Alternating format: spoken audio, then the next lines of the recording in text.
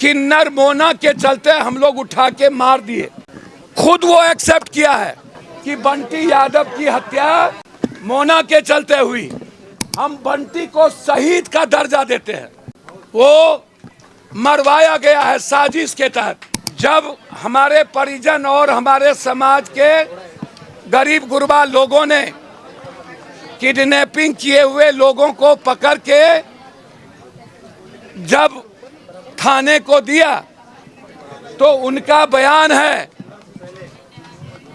कि किन्नर मोना के चलते हम लोग उठा के मार दिए। खुद वो एक्सेप्ट किया है कि बंटी यादव की हत्या मोना के चलते हुई। मोना कौन है? वो उसके चलते हुई। ये खुद वो बोल रहा है जो किडनैप किया। रुक जाइए सर प्लीज। 10 दिन के बाद आपके सीनियर पदाधिकारी कह रहे हैं कि बंटी यादव उनका और इनके बीच शराब का मामला था, जब पहले ही ये बात आ चुकी है और करबगैया की जनता इसी गली में किन्नर और सेक्स रैकेटर बच्ची का विरोध कर चुके हैं। जक्कनपुर थाना गए, नहीं सुना, फिर कोतवाली में गया और ये घटना 6 महीने से चल रही थी, एक दिन से नहीं, और विरोध 3 महीना से बढ़ा हुआ था। जो शहीद हुआ है बंटी, वो समाज के कुकर्म और अपनी बच्ची और मां के सम्मान में शहीद हुआ है। हम बंटी को शहीद का दर्जा देते हैं। वो मरवाया गया है साजिश के तहत। फिर हम जानना चाहते हैं कि एक बेटी जो मासूम है, एक बेटा जो छोटा है, जिसकी पूरी जिंदगी मेरी बेटी की परी थी, वो विधवा हो गई। जिस मां का हस्बैंड पहले ही छीना चला गया, एकमात्र सहारा बंटी था, चाउमीन का दुकान करता था। यदि शराब का कोई व्यापार बंटी के बीच होता, इसी घर में 3 भाई और वो विधवा मां मजदूरी करके अपने 2 बेटे को पाला, सहारा था इस परिवार का, उसको सेक्स रैकेटर ने छीन लिया। ये मैं जानना चाहता हूं। अरे सुनिए, आप क्रांति मत करिए मेरे पास, आप सबके पास क्रांति करते हैं। मैं एक रिक्वेस्ट कर रहा हूं, पूरा पटना में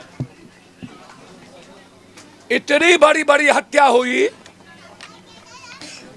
ये नेता लोग ये मीडिया ट्रायल हत्या पर, जिसका सोशल मीडिया ट्रायल हो जाता है, और आज राजनीति का अखाड़ा बंटी यादव का घर। भैया इसकी बेटी के लिए सोच लीजिए, इसके बेटे के लिए सोच लीजिए, इसकी मां के लिए सोच लीजिए। और इतनी ताकत है और न्याय दिलाना चाहते हैं तो कोतवाली को घेर लीजिए, एसपी के कार्यालय पर बैठ जाइए, छोड़ दीजिए चुनाव राजनीति। और पटना में 123 हत्या और बलात्कार हुए, तब बिहार के कोई नेता क्यों नहीं दिखे? हम तो रामकृपाल बाबू को बोले, कहे रामकृपाल बाबू से हमारी भी रिश्तेदारी है, अच्छे लोग होंगे। सगे फुफेरे भाई को रिवॉल्वर देके जेल भेज दिया, उनका अपना, वो नहीं बचा पाए।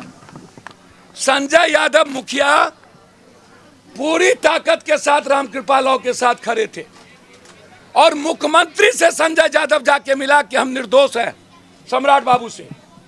उसके बाद उसके भाई को पीटते पीटते जेल भेज दिया, और जब उसका भाई निकला तो उसको रिवॉल्वर देके जेल भेज दिया, और अंत में पदाधिकारी ने साजिश करके संजय को मरवा दिया और आज तक नहीं गए। जब बंटी जी हमारे शहीद की हत्या हुई तो उनको बीमार थे, लेट हो गई आने में। और जो लोग क्रांति करना चाहते हैं, मैं उनसे जानना चाहूंगा, क्या भरत तिवारी को क्रांति कर लिए? अरे गए थे तो अपने जात के यहां, मिल गया न्याय, दे दिए 5 लाख रुपया। अरे 2 दलितों को जिंदा जला दिया मारते मारते, गए वहां। नालंदा चंदन की हत्या हुई, गए वहां। 2 बाप बेटे फौजी की हत्या हुई, गए वहां। समस्तीपुर में 4 हत्या हुई, गए वहां। बस आपको राजनीति करनी है, आपको न्याय नहीं चाहिए, आपकी दुकान आप लोगों को चलानी है। यह धरना इसीलिए दिया गया, जो बच्चे शहीद हुए हैं उसको गलत तरीके से यहां का प्रशासन उस परिवार को अपमानित कर रहा है, शहीद के परिवार को डायलूट कर रहा है। अरे कौन हाफ इनकाउंटर है भाई? दुनिया में हाफ इनकाउंटर कब हुआ है?